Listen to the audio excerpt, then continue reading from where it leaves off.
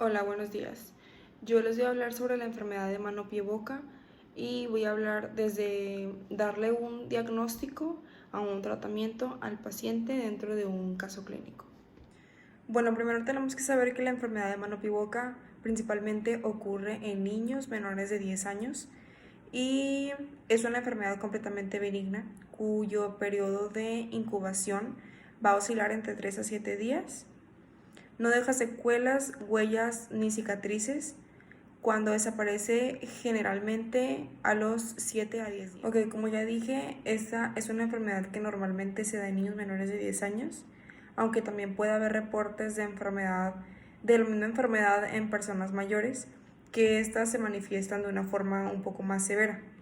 Esta enfermedad es muy contagiosa, es de transmisión horizontal de niño a niño y de forma vertical en adultos.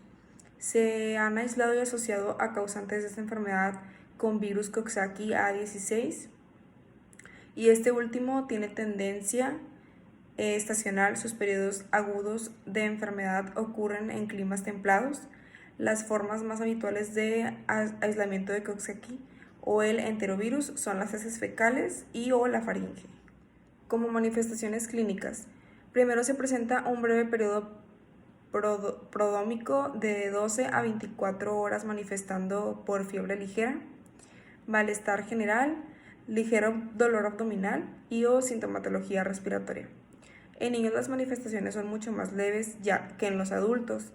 Las lesiones iniciales en el 90% de los pacientes son las vesículas en mucosa oral, en las cuales en pocas y muy características. Estas aparecen pocas veces y son muy características.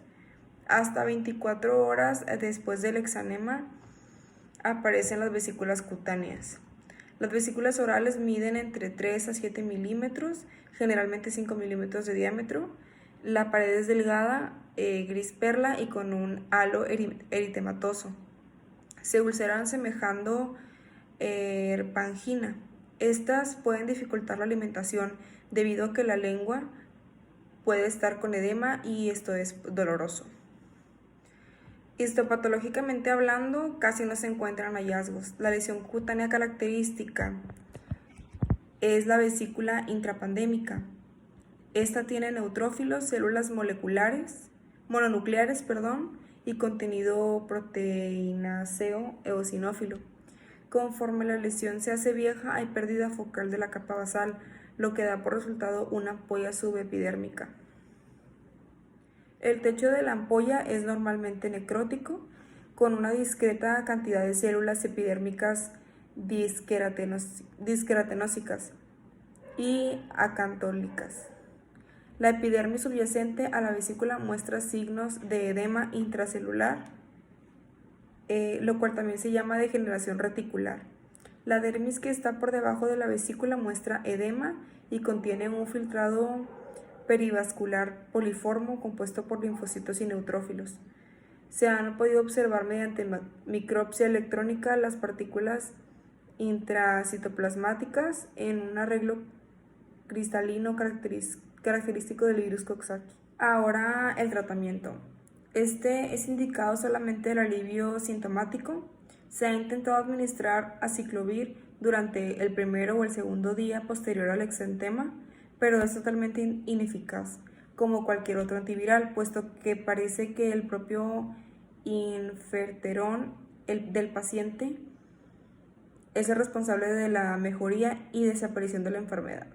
El aciclovir inactiva a la timdincinasa, fundamental en el herpes virus, pero el herpes Coxsackie carece de esta enzima. Ahora voy a presentar el caso clínico. Es una paciente femenina de 4 años de edad, estudia preescolar y es originaria y residente del DF. Acude a consulta al centro dermatológico por primera vez el 24 de septiembre del 98.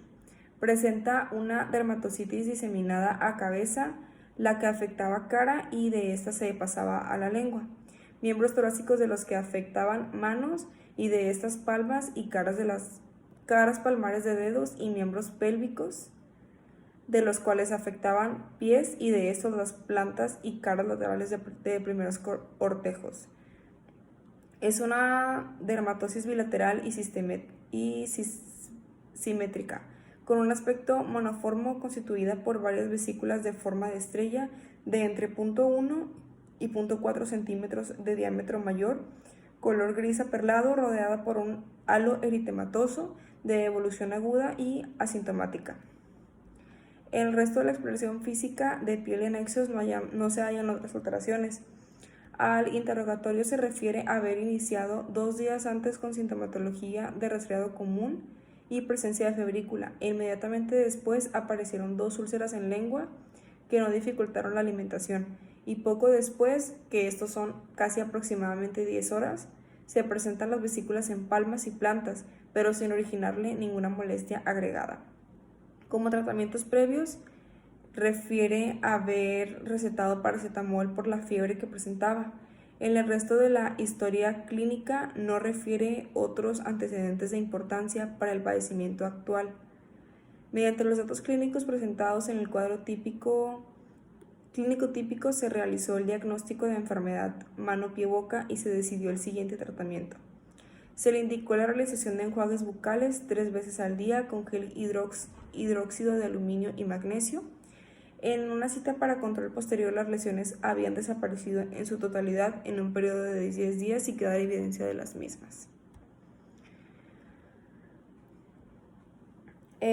Ya como un comentario final, la enfermedad de mano-pie-boca es una enfermedad exantémica poco frecuente, típica de la infancia y representa una entidad digna de tomarse en cuenta. Ha habido hincapié en antecedentes de cuadro clínico y para así evitar tratamientos inadecuados y principalmente con antibióticos primordiales por el antecedente de cuadro respiratorio y o abdominal, así como la presentación de fiebre o antivirales pensando en la etiología viral de esta entidad.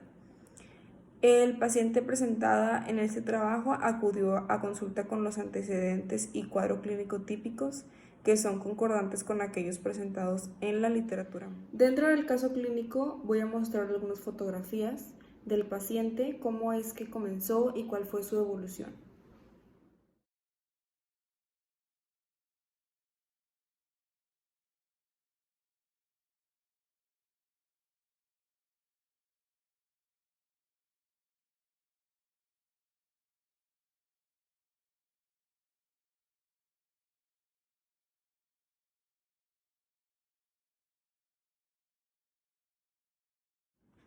Preguntas frecuentes que tienen los padres a los doctores respecto a esta enfermedad es por cuánto tiempo esta es contagiosa.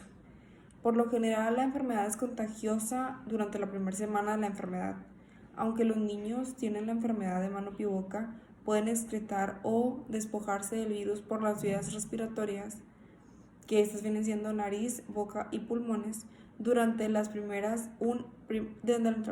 y tercera semana y las heces durante semanas o meses después del inicio de la infección. La enfermedad de mano-pie-boca se propaga por ruta respiratoria o por ruta fecal-oral. La respiratoria es con el contacto de gotas grandes que forman cuando el niño habla, tose o estornuda. Estas gotas pueden caer en los ojos, nariz o la boca, y la mayoría de las gotas permanecen en el aire. Por lo general no viajan más de 3 pies, que vienen siendo 91.4 centímetros, y luego llegan al suelo. El contacto con secreciones, que viene siendo la nasal, la mucosa o salival, de objetos contaminados por el niño que tiene el virus. La ruta fecal oral, este es un contacto con las heces de los niños infectados, que por lo general esto pasa cuando el niño enfermo se unta los dedos de heces fecales y toca algún objeto o toca a algún otro niño porque no lavó sus manos o algo así. El otro niño toca la superficie contaminada y es así muy fácil que llegue a contagiarse la enfermedad. Como conclusión del tema, observamos que esta enfermedad es contagiosa, normalmente la tienen los niños, se transmite por vía respiratoria o fecal.